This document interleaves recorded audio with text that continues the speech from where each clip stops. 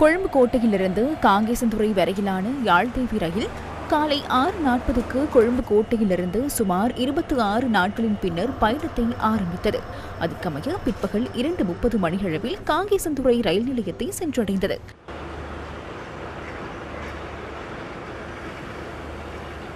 இதேவேளை சுமார் 26 நாட்களின் பின்னர் காங்கேசன்துறையிலிருந்து கொழும்பு மார்க்கத்தின் ஊடாக யாழ்தேவி ரயில் இன்று தனது பயணத்தை மீண்டும் ஆரம்பித்தது. இன்று காலை 10:30க்கு யாழ்தேவி காங்கேசன்துறையிலிருந்து தனது பயணத்தை ஆரம்பித்தது. இதனையடுத்து காங்கேசன்துறையிலிருந்து யாழ்தேவி யாழ்ப்பாணம் ரயில் நிலையத்தை இன்று காலை 10:57க்கு வந்தடைந்தது.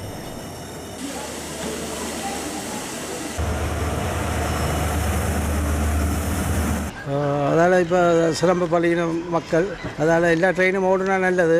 ஆனால் இவ்வளோ வகையில் ரிட்டர்ன் டிக்கெட் எடுத்துகிட்டு இருக்கணும், இவ்வளோ காலமாக ட்ரெயின் இல்லையண்டு.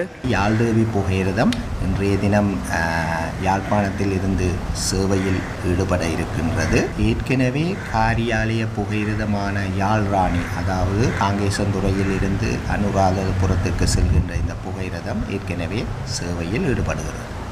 தொடர்ந்து யாழ்தேவி ரயில் நண்பகல் 12:05க்கு கிளிநொச்சி ரயில் நிலையத்தை வந்தடைந்தது.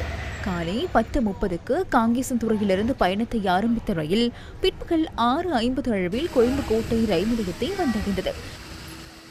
மிக இலகுவாகவும் கட்டண குறைவாகவும் பாதுகாப்பாகவும் இந்த ரயில் பயணங்கள் அமைவதால் அரசாங்கம் கூடிய சீக்கிரமாக ஆரம்பித்தமைக்கு நன்றிகள். இதனிடையே புலனறுவை மட்டக்களப்பு ரயில் மார்க்கத்திலான ரயில் போக்குவரத்து இன்று மீண்டும் ஆரம்பிக்கப்பட்டுள்ளது.